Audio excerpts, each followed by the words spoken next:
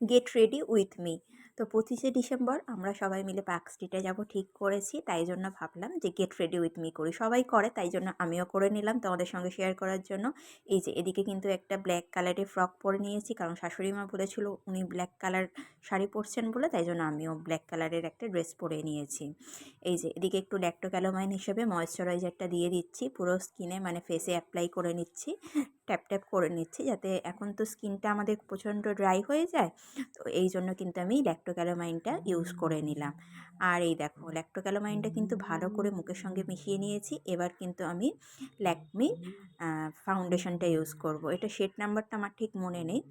আর এদিকে কিন্তু চুলটা আমি খুলেই যাব, জানি না কতটা করতে পেরেছি, সবাই দেখে করে, তাই জন্য আমিও ভাবলাম আমিও একটু তোমাদের সঙ্গে শেয়ার করি গেট রেডি উইথ মি।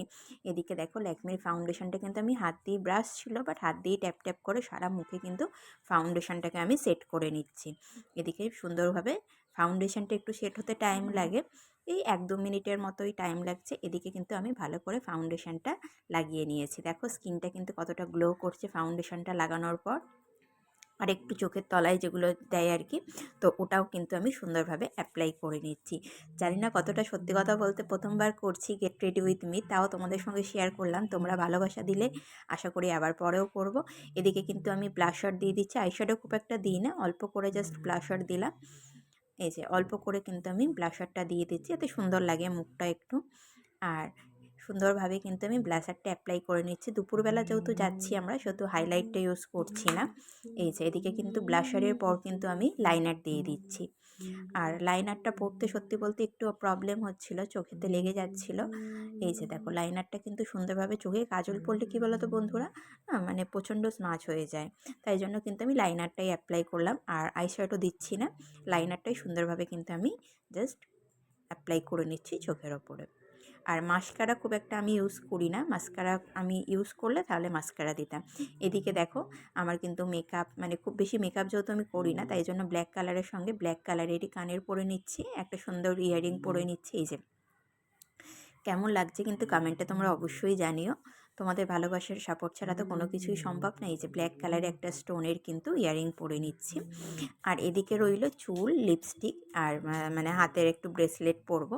এই দেখো কানেরটা পরে কেমন লাগছে বন্ধুরা কমেন্ট করে জানিও। এদিকে কিন্তু আমি দুদিকে দুটো ব্ল্যাক কালারের ইয়ারিংটা পরে নিলাম সুন্দর করে।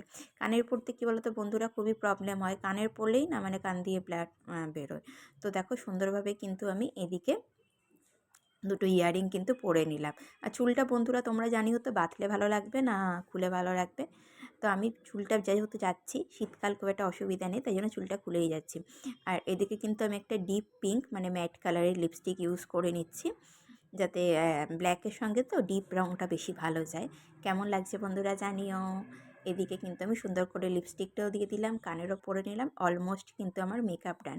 এদিকে কিন্তু আমি একটা স্টোনের ব্রেসলেট পরে নিয়েছি আর হাতে একটা নোয়া পরে নিয়েছি। ভাবছিলাম প্রথমে বন্ধুরা চুলটা স্ট্রেটনিং দিয়ে স্ট্রেট করব, তারপর বললাম না স্ট্রেট আর করবো না, যেতেও টাইম লাগবে, দেরি হয়ে যাবে। এদিকে কিন্তু আমি একটা ব্ল্যাক কালারের সুন্দর দেখে টিপ পরে নিয়েছি। আর এদিকে কিন্তু আমি বডি স্প্রে দিয়ে দিলাম। তো চলো কেমন লাগলো ভিডিওটা জানিও, গেট রেডি উইথ মির ভিডিওটা।